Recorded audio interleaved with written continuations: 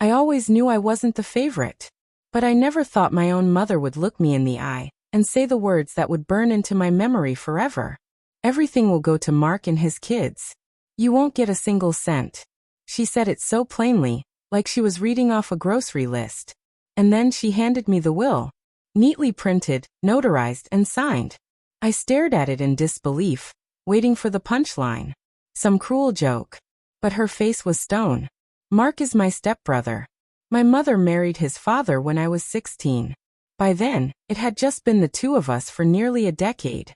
My real dad died when I was 7, and we barely scraped by in those early years. I watched her rebuild her life piece by piece.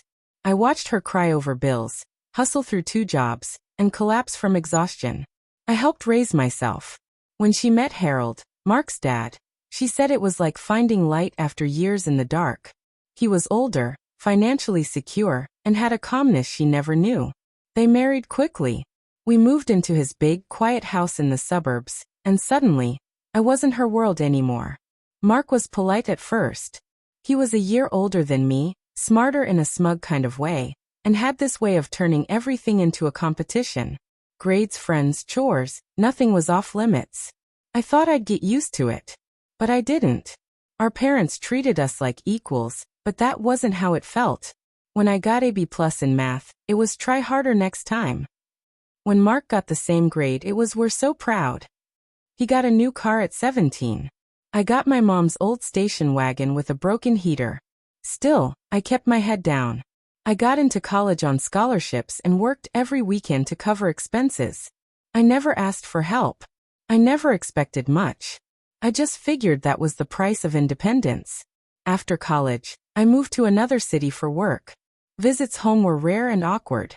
Mark married young and had 2 kids by 30. My mother was obsessed with them. She became the grandmother she never had the chance to be with me. Every phone call was about the boys, and how Mark and his wife were struggling to get by, even though they lived in a 3-story house gifted by Harold before he passed. When Harold died, everything went to my mother. She called me after the funeral, voice tired and hollow, and said, "I want to do what's right with what's left." I thought that meant she would split things fairly. I didn't realize that in her eyes, I was already taken care of. I was the strong one, the one who figured life out on her own. And Mark, with his struggling business and 2 kids, needed more. A year later, she invited me for dinner, just her and me. I thought maybe it was a peace offering, a chance to reconnect. Instead, after dessert, she handed me a thick envelope and said, "This is the updated will." I opened it, confused. The first few pages were legal jargon. Then I saw it. All assets, financial and property, are to be distributed equally among Mark and his children. My name is to receive no inheritance. I couldn't speak. My mouth went dry. She said it again, slower this time. "You won't get a single cent." "Why?" I managed to whisper. She leaned back, her expression unreadable. "Because you don't need it. You're doing fine. Mark isn't." "That's not the point," I said.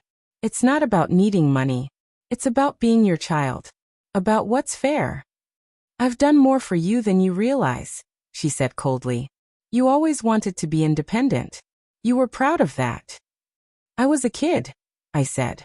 "You gave him everything I never had. And now you're rewarding him for being helpless." She bristled.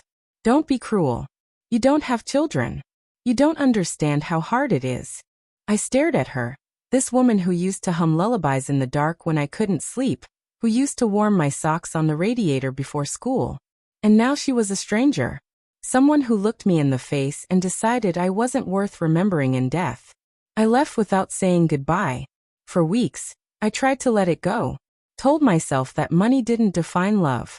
But it wasn't just about money. It was about erasure. About how easy it had been for her to cut me out. To choose Mark, again and again, like I was a guest in my own family. I didn't call on her birthday. I didn't answer when she texted, "Are we okay?" Months later.